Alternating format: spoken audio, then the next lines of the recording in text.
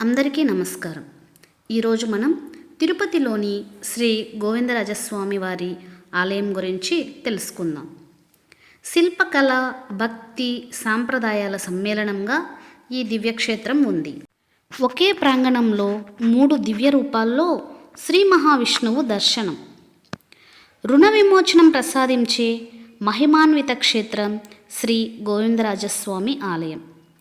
తిరుపతిలోని శ్రీ గోవిందరాజస్వామి వారి ఆలయంలో మే 23 నుండి 31వ తేదీ వరకు 9 రోజుల పాటు జరగనున్న వార్షిక బ్రహ్మోత్సవాలకు మే 22న శాస్త్రోక్తంగా అంకురార్పణ చేశారు.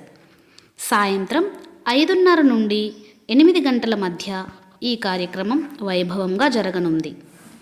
ఉదయం సుప్రభాతంతో స్వామివారిని మేల్కొలిపి తోమాల, సహస్రనామార్చన సేవలు నిర్వహిస్తారు.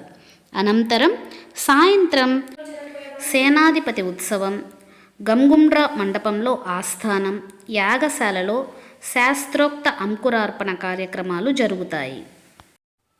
ఇక ఆలయం గురించి.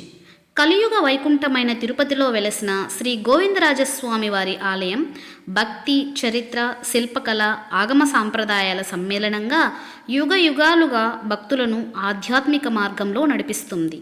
ఈ దివ్యక్షేత్రాన్ని దర్శించుకున్న భక్తులకు రుణ విమోచనం, మానసిక ప్రశాంతత, ఆధ్యాత్మిక ఆనందం కలుగుతాయని స్థల పురాణం పేర్కొంటుంది. స్వామివారి దివ్య మంగళ విగ్రహం భక్తుల హృదయాలలో విశ్వాసాన్ని నింపుతూ జీవన సాఫల్యానికి మార్గదర్శకంగా నిలుస్తోంది.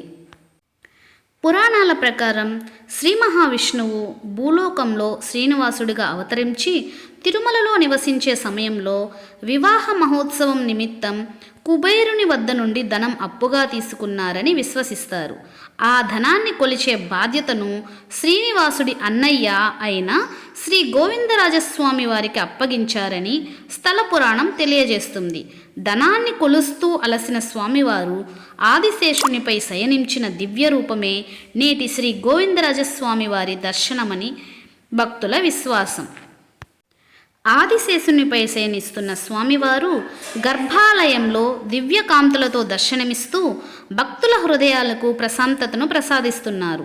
స్వామివారి నాభి నుండి బ్రహ్మదేవుడు ఉద్భవించినట్లు, పాదాల వద్ద శ్రీదేవి, భూదేవి అమ్మవార్లు, మోక్షం కోసం తపస్సు చేస్తున్న మధు, కైటభ రాక్షసులు కొలువై ఉన్న దృశ్యం భక్తులను భక్తి పారవశ్యంలో ముంచెత్తుతుంది. ప్రతిరోజు ఉదయం 5 గంటలకు సుప్రభాతంతో స్వామివారి సేవలు ప్రారంభమవుతాయి. ఉదయం 5:30 గంటలకు విశ్వరూప దర్శనం, 6:30 గంటలకు తోమాల సేవ, 7:30 గంటలకు అర్చన, 8 గంటలకు అర్చనాంతర దర్శనం నిర్వహిస్తారు. రాత్రి 8:30 గంటలకు ఏకాంత సేవతో నిత్య కార్యక్రమాలు ముగుస్తాయి.